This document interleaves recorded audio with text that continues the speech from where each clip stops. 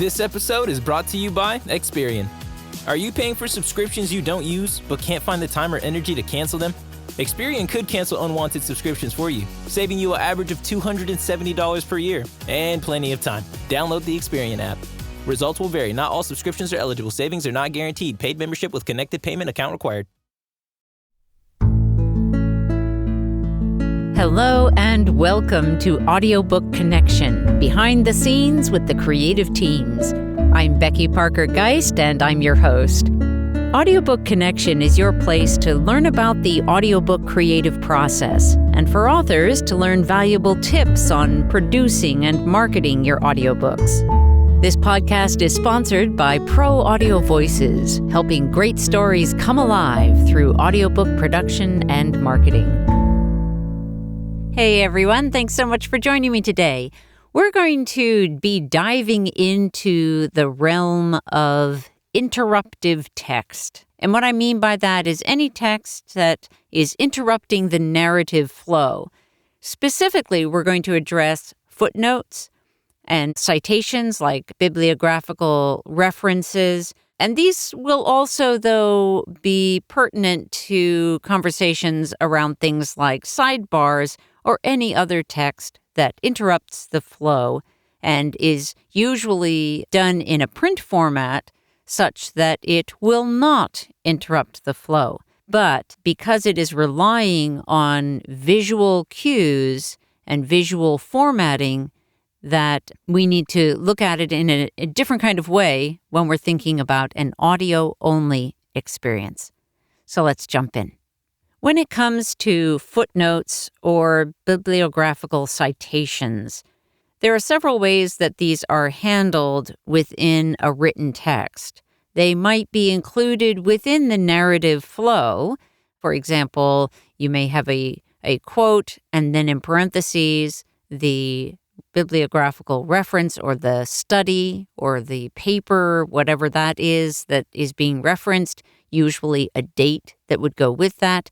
And then at the end of the parentheses, the sentence would continue on, or it might be placed at the end of a sentence. But in any case, the placement for some of these can be within the flow of each paragraph. Sometimes these kinds of notes or citations are put at the end of a section or the end of a chapter or part. So they are treated a little bit more like end notes, but they're done sort of as you go through each part of the book. And then there are full-on end notes, which are the notes that have been collected throughout the book, and usually they're referenced chapter by chapter, but they're all put in one place at the end of the book. And then the one that we're probably going to spend the most time with in this episode is footnotes.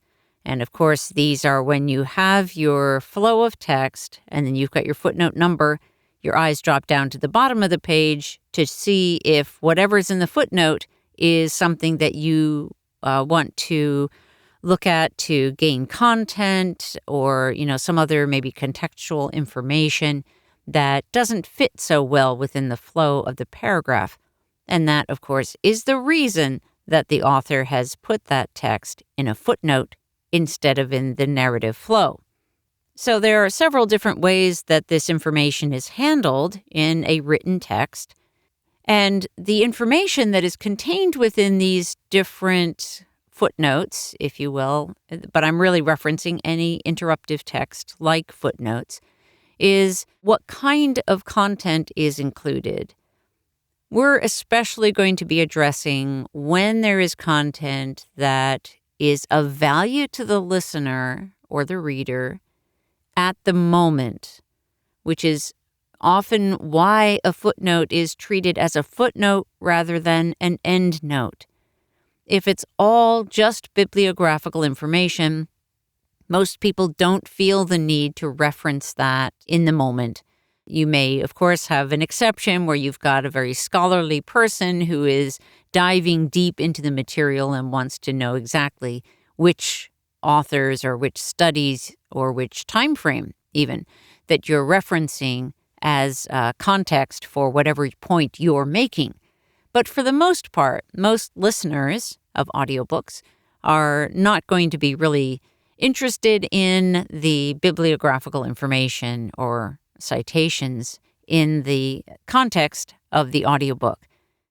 So primarily here, we're going to address the moments when the content in a footnote makes a difference, when it matters. And when I say that, I mean when it matters to the listener so that they may be getting additional important context or information that may color the way that they understand the main narrative text. And then from this point, working with material where the content matters, there are two additional avenues of understanding in terms of what needs to be figured out. And the first of those is where to place that extra information. And the second is how to place that information. I'm going to use sidebars as an example here for the where placement, because they're a little easier to picture and to, I think, mentally grasp. With a sidebar, in the visual printed text, you're going to see it off to the side, obviously. That's why it's called the sidebar. But when we choose to let our eyes go to that place is up to us as readers, right? The placement in the layout of the print book is important. And so when somebody is doing that print layout, they're going to be factoring in when the reader needs to know that that information is there and wants to access that information. There are books, of course, that are where they don't pay enough attention to that. And then you have a situation where you have a sidebar that is maybe misplaced. It's put in a place where the reader may come to it later than is helpful to them. And that can be a little bit annoying, but we're going to assume that we've got a good placement in the print text for now, and think about how that works in the audio context. Coming back to where do we place that? Where do we decide that it goes? Well, many times it's all going to depend on two things mainly: the content within the sidebar itself, and the second is the flow of the text, the main narrative text, and where and the decision really is where is that ideal place to put this additional information. Oftentimes, with a sidebar, if there is a subheading and it's within the context of that subheading, then you would want that sidebar visually placed there, and it would make sense for it to be also placed there within the audiobook. Now, sometimes the best placement is at the end and treating it as if it's another subheading. That is often the case. And that's a kind of a good starting place if you're trying to figure out where to put your sidebars in the flow of the audio. However, there are times when the author is making a point within the subheading, and really the placement of that sidebar is going to be better within somewhere in the middle of the subheading, or subsection, I should say. What you want to keep in mind is, from the listener's perspective, you don't want them to get lost, right? As you're thinking through where is the best place to put this sidebar, then you'll want to be thinking what's going to be the clearest for the listener in terms of that flow of the story. We're going to have the same situation with each footnote or endnote. I'm just going to call them all footnotes at this point, because really what we're talking about now are any footnotes where the content of the footnote may matter to the listener in terms of their listener experience. And before we dive fully into the rabbit hole of how to place those footnotes into your audiobook, I want to address the question of, do we have to do all or none? Is it a situation where that kind of consistency is going to be really important? Or, on the other hand, do we want to be selective about the footnotes that are going to be included with the idea that the listener's experience of the flow of the story or the text is going to be much better if it is interrupted less often? I'll address that question right after our short pause, and we'll also get into the hows of how to insert meaningful, important footnotes in your audiobook. Let's take a short pause. We'll be right back. Frustrated by the royalty rates for your audiobook? Annoyed that when the digital distributors say 70%, they actually mean 70% of 50% or 80% of 70%, neither of which is an actual 70%. Wishing there was a way to cut out or at least shrink the middleman. Yet, you want your audiobook listeners to have a smooth and positive experience, and a direct download sale from your website won't deliver that. Pro Audio Voices hears you. Out of our commitment to our author clients, we've created Amplify, a program that provides an actual 65% royalties of the price you set, that gives you access to your customers' names and emails so you can reconnect with them, and keeps you in the driver's seat. Check it out at proaudiovoices.com in the marketing menu. Okay, so first of all, I want to answer that question about, do you have to do all the footnotes or can you get away with just doing some? And I would say as a general rule that you can get away with just doing some. The exception would be if, let's say, you have 50 footnotes and only one of them you feel like, I don't really need to include that, then you may want to include it just for consistency. But I think you'll really, in general, want to only include what's really important to include. And this is, of course, very subjective.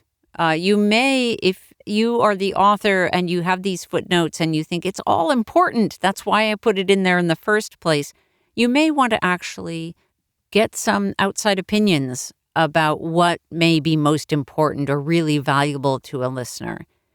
So, and also to start off, when you're going to include footnotes or not, either way, I think it is really helpful to let your listeners know, especially if you think that your audience, your target audience, is primarily more academic, researching kind of audience that is going to really value this kind of information, then you'll want to let them know at the beginning of your audiobook and probably again at the end of your audiobook that whatever information you have chosen to omit from the audio is available to them, and let them know where. So it may be that you're choosing to put that on your website. I highly recommend that because anytime that we can draw people to our websites, it gives them a way to continue to engage with us, to learn more about what we have to offer, and that is great for everyone involved. An alternative would be to let them know that the information is available in the ebook edition or the ebook and print editions, so that you're then kind of driving them to purchase a different format of your audiobook, and that's okay. So it really depends largely on your goals and what you think your listeners may most appreciate. One thing I will say is that having somebody purchase one format of your book and then say, oh, well, you don't get this information free or as part of your purchase, but you have to buy one of the other formats of my book in order to get that information, feels a little bit not very nice for multiple reasons. I encourage authors to direct their listeners to their websites for any information that they're going to omit from the audiobook. Okay, now, once you have determined what information you definitely need to include, and I just want to highlight one last little thing, and that is that if you have a footnote where you really only need to include part of it, that's cool too. It's okay to trim it down, because remember that any time that you're going to interrupt your narrative flow, the story flow, that it's not optimal. So you're going to be looking at where to place the information. You're going to be trying to minimize how many interruptions there are. But if you are going to do footnotes, then you really want to hone in on what is that critical, most important information so you can minimize the number of interruptions. Okay, let's talk about the how. There are many different ways that you can handle a footnote in the context of an audiobook. One of the most obvious is when you get to the footnote, you stop and you say footnote, or you say note 1, or footnote 1. You can choose what the words are going to be. If the numbers are important because either you're going to be omitting some and you want your listeners to realize that that's the case, or perhaps you're going to have information on your website that references the footnote number, in which case you're giving them a reference point. So those are some reasons to, as you're choosing which words to use, some reasons why you might choose one set of words over another. And then if you're doing that, the footnote or note, then you would, at the end of the footnote, you would want to say end footnote. You're making it very clear with words exactly where the footnote starts and where it ends. This, however, is not the only way to handle the situation. Another way is to use a kind of oral punctuation. This would be an approach where, and even if you do use the words, I would also highly recommend that you use one of these other techniques. So oral punctuation, as I describe it, is sort of like the way that you change your voice. So if I'm telling you that these are the instructions and that's the way it is, and then I change my voice a little bit so that it sounds like it's something slightly different than the regular text. And then I go back to the regular text. You see, there's a little bit of a difference. And so I'm trying to set off. It's like a parenthetical kind of voice, right? It's taking that note and it's setting it off vocally. Another way to handle it is actually in post-production rather than during the recording itself.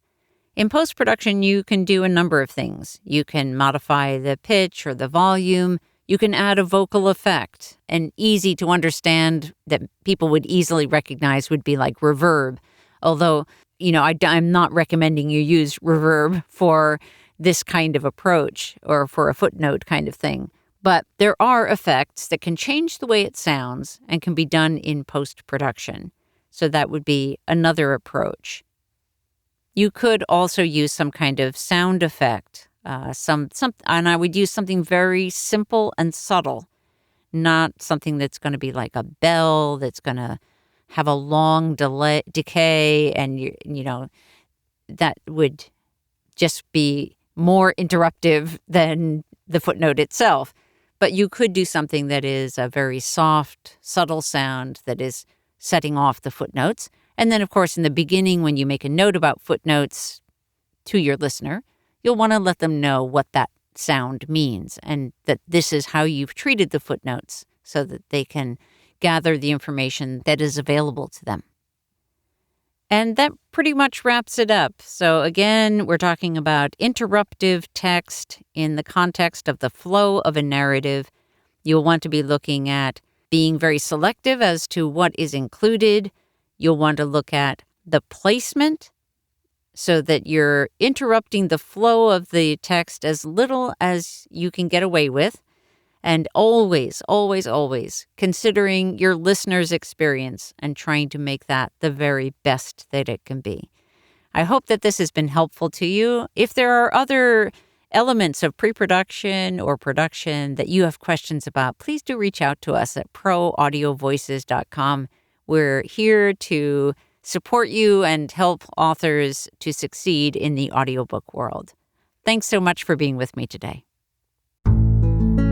Thanks for joining us for Audiobook Connection, behind the scenes with the creative teams. Please take a moment to subscribe at audiobookconnection.com. The podcast is sponsored by Pro Audio Voices, helping great stories come alive through audiobook production and marketing. Learn more at proaudiovoices.com. Again, thanks for being with us, and please join us next week.